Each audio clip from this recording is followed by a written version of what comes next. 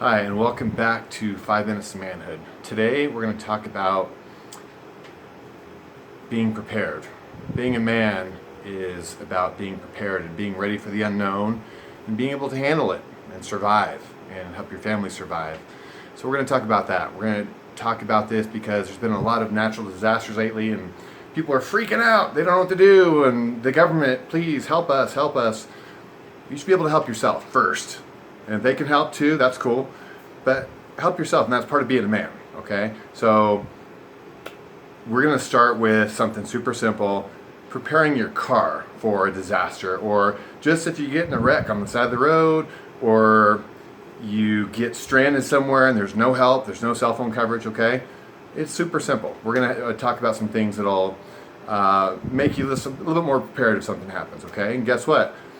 If you have a little preparation kit or a prepper kit in your car, and even if you're not stranded on the side of the road or up camping somewhere, well, guess what? Your car is parked in front of your house, so even if something happens at your house or in your neighborhood, you've got a nice little kit there that's going to help you be more prepared for something that you're not ready for, okay? First and foremost, the cheapest and easiest, most important thing you could possibly have is this. Water. So simple. That's from Walmart. I think that costs $2.85 or less than $3. Super simple. You keep it in the back of your car or in your trunk, that is. You don't drink it. That's just for emergencies, okay? Just for emergencies. So the first thing you should do is that. Your body can go without food for over 30 days, okay? Water, you got 3. So you got to get water. You got to stay hydrated. You got to survive, okay?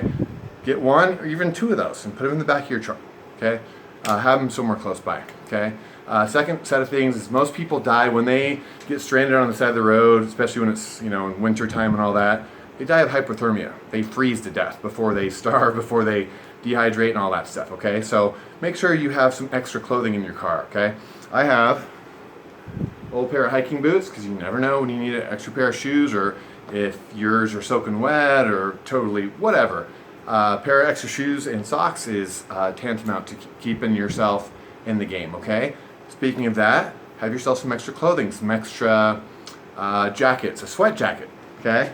Well, what I have, this is a little cooler extra cooler that I have, and inside of it, no, there's not beer. I have a hat to keep the rain and the sun off, a pair of gloves, keep your fingers nice and toasty, a sweat jacket, super cheap, easy, warm, okay? Even if you're dressed appropriately and you're warm, there's someone in your car or maybe someone that you can stop and help, they might need to stay warm. So you can help them. And that's what being a man is being able to help other people as well and set the example as far as being prepared goes, okay? Again, extra t-shirt, extra pair of pants, and a pair of socks, pair of underwear. I mean, just have an extra change of clothes. If you get drenched in rain, there's nothing worse than being cold and wet and shivering and you're not dried off, okay? So have an extra set of clothes. Doesn't take anything. They can be raggedy old camping clothes. It doesn't really matter, okay? This right here is just kind of a bonus. If you have a spare tire and change it, then you get another flat tire. If you get 2 flat tires at once, just takes up hardly any room, and it's nice to have an extra can of Fix-A-Flat just in case, okay? This little container here, I don't know, probably $3 or $4 at Walmart or whatever. Not that I keep plugging Walmart, but you get the idea. Just some cheap place. This stuff does not have to be fancy and expensive. First aid kit. Cut yourself. You need something, it's psychologically helpful to have even a cheap first aid kit with Neosporin, with some ibuprofen, some aspirin, just something in there, okay?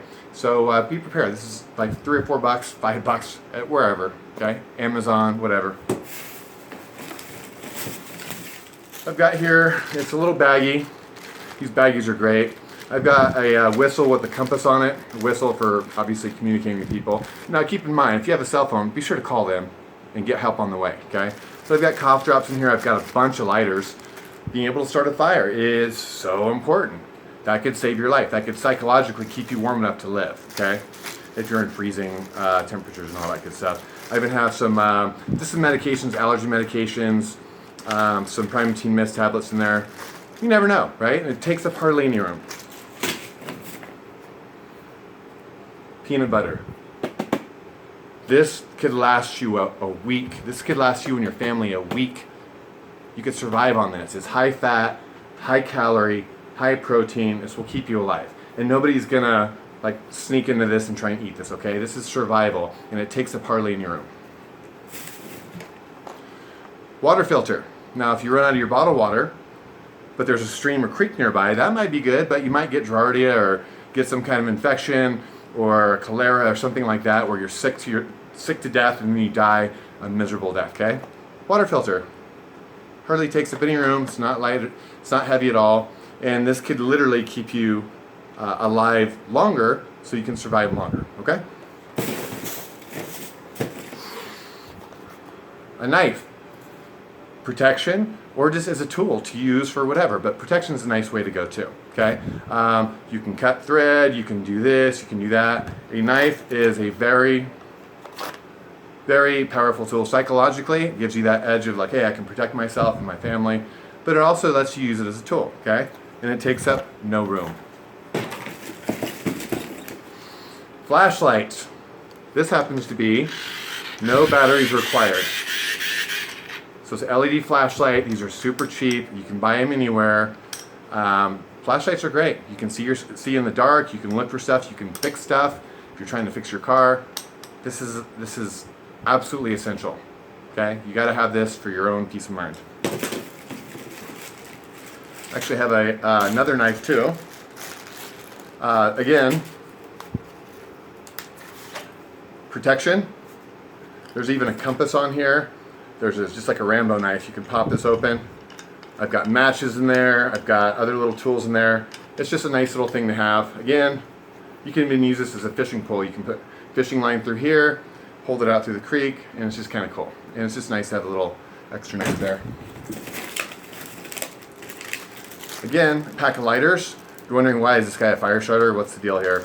Lighters can save your life. I mean, they're just that beneficial.